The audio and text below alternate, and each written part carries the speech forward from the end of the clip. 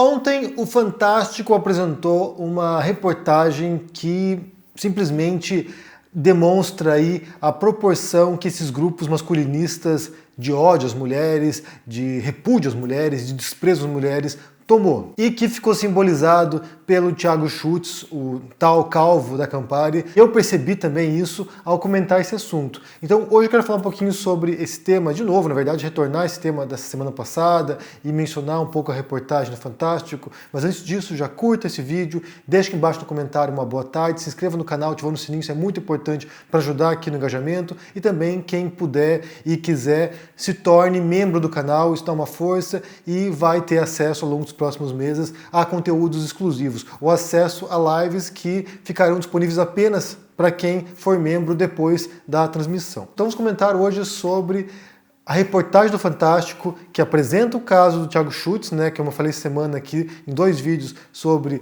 esse cara, né, que é um coach masculinista, é um coach, entre aspas, de masculinidade, e que se tornou infame, primeiro porque participou de um podcast com falas bizonhas, falas bizarras, né, virou piada por aí, muitos humoristas, mulheres principalmente, mas muitos humoristas tiraram o sarro do Thiago Schultz, e aí, quando isso viralizou, passou a ameaçar algumas humoristas com o mesmo conteúdo, na verdade não apenas humoristas, mas influenciadores também, com o mesmo conteúdo, que era para elas apagarem isso, senão seria processo ou bala. E depois ele vai e faz um vídeo de retratação dizendo que bala não era bala, que bala queria dizer vamos adiante, vamos seguir adiante. Então isso não colou, obviamente, não colou. Ele foi denunciado pela polícia por muitas pessoas e agora o negócio está complicado para ele. Tanto que na reportagem do Fantástico ele nem sequer deu o seu depoimento da situação. Ele simplesmente agora está escondido. É uma coisa interessante, né? Porque o cara é um machão de internet, é um machão de redes sociais, é um machão de podcast, mas na hora de arcar com as consequências do que disse, ele desaparece. Sumiu, fez um pronunciamento em vídeo e depois disso deu um sumido. E aí, na reportagem do Fantástico, uma coisa que menciona ali bem interessante, né,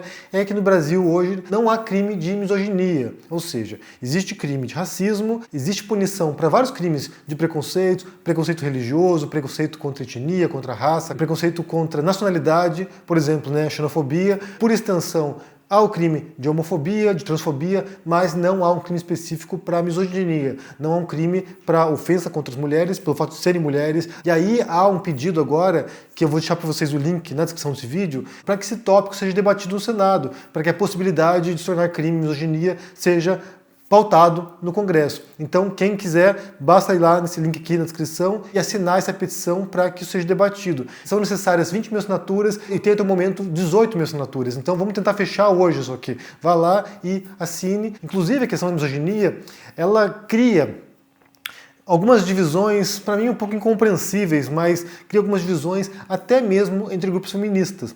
Há uma ala feminista que acha que é importante que isso seja um tópico, seja criminalizado, que esse ódio contra a mulher, pelo fato de ser mulher, seja realmente pautado no Congresso e venha a se tornar um projeto de lei, e há feministas que acham que a criminalização não soluciona nada, que esse punitivismo penal não ajuda a evitar a misoginia, não ajuda a evitar o machismo, não ajuda a evitar, sabe, esse tipo de comportamento. E eu acompanhei algumas discussões nesse sentido nos últimos dias, porque é bem interessante pensar sobre diferentes perspectivas, embora, como eu falei, seja um pouco incompreensível, porque já que você tem crimes de preconceitos, discriminação contra certos grupos, por que não haveria um crime de discriminação com o principal grupo, na verdade, o mais afetado pelo patriarcado, um grupo que representa 50% da população do mundo, na verdade, não apenas do Brasil, né, do mundo. 50% da população do mundo é de mulheres. Então, me pareceria natural que esse grupo que sofre historicamente preconceitos, que durante milênios, foi um grupo que foi oprimido das mais distintas formas, nos seus corpos, naquilo que poderiam fazer. Então, assim,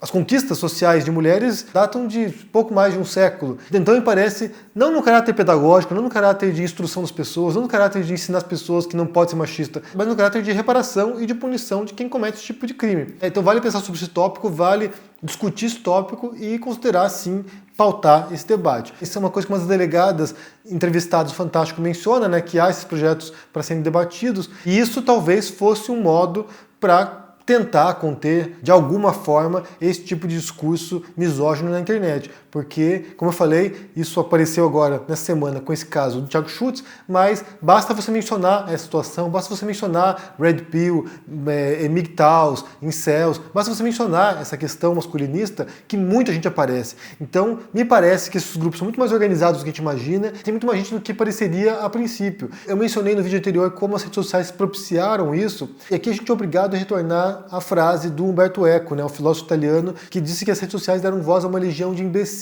porque antes das redes sociais você tinha lá o idiota da vila, ele falava um monte de besteira, mas era uma pessoa sozinha falando merda. Agora você tem milhões de pessoas falando merda e elas encontram nesse espaço virtual a oportunidade de se agremiarem, de se reunirem, de formarem grupos, de simplesmente criarem um tipo de ativismo, muitas vezes sem muito propósito, mas se reúnem e causam estrago. Então, assim, você tem hordas de masculinistas, hordas desse tipo de homens que são raivosos, que são frustrados e que usam a internet e usam principalmente o anonimato para isso. A gente sabe já que existem grupos, sabe, na Deep Web, em fóruns da Deep Web para esse tipo de conteúdo, que em algumas circunstâncias levam a violência de fato, mas isso já não está mais sob a superfície. Isso já veio para a superfície, já estão aí se manifestando. Como eu falei, eu mencionei esses casos recentemente e muitos deles vieram aqui me atacar. Inclusive vieram atacar, e esse é um ponto interessante, porque daí você percebe qual é o perfil dessas pessoas.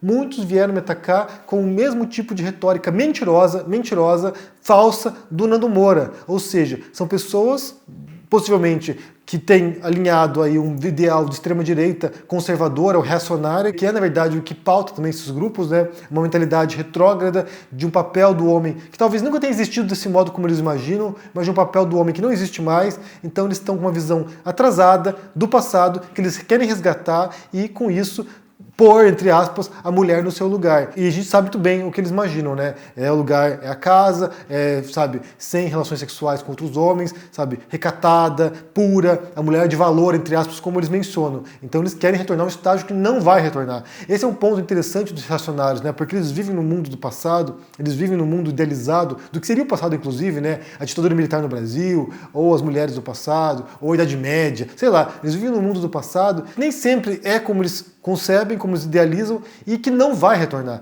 Não há a menor chance de retrocesso nesse sentido, né? Quem leu, por exemplo, a obra da Rosana Pinheiro Machado, que Amanhã Vai Ser Maior, ela fala sobre isso, né? Ela monta o cenário, ela apresenta o cenário do Brasil desde 2013 em diante, quando há essa onda reacionária, essa onda conservadora no Brasil, criou um clima de desespero, de desamparo nas pessoas, como se tudo tivesse perdido, e ela menciona no último capítulo, né, como há movimentos subjacentes também de resistência, e muitos deles partem de mulheres, muitos deles partem de coletivos de mulheres que estão na comunidade, que estão, sabe, na periferia e que estão se organizando para enfrentar isso, ou que estão até à margem do Estado, mas estão fazendo o seu papel e que estão mudando a sociedade e que estão mudando a mentalidade de outros jovens e meninas que vão depois participar também desse movimento. Então, embora por um lado haja essa reação, né, desses reacionários, né, essa reação desses masculinistas, também há, por outro lado, e acho que é isso que na verdade inflama esses grupos retrógrados, há também essa quase hegemonia de um discurso progressista de libertação, de liberação, de independência e autonomia das mulheres. Então, como eu falei, isso não vai retroceder. Não há a menor chance das mulheres voltarem para o espaço que elas foram obrigadas a ocupar séculos atrás. Não há essa possibilidade. Então, essa disputa se dá, claro, através das ideias, através do discurso, através, sabe, da defesa desse tipo de debate, mas também se dá com legislação, também se dá com punição para quem pratica crimes na internet, seja crimes contra a honra, mas também, caso venha a passar, uma lei, né, no futuro próximo, uma lei que criminalize a misoginia também, assim como outros preconceitos são criminalizados. Então é importante que esse debate ocorra, é importante que isso seja determinado, que isso seja especificado, para que essas pessoas que fazem esse tipo de crimes, inclusive ameaçando virtualmente as mulheres, possam vir a pagar por isso. Como eu falei, para mim é surpreendente, um pouco intrigante ver mulheres que são contra punições mais duras para criminosos contra mulheres, né? Eu até entendo, como eu falei aqui, a questão do abolicionismo penal, de achar que o sistema penal não funciona,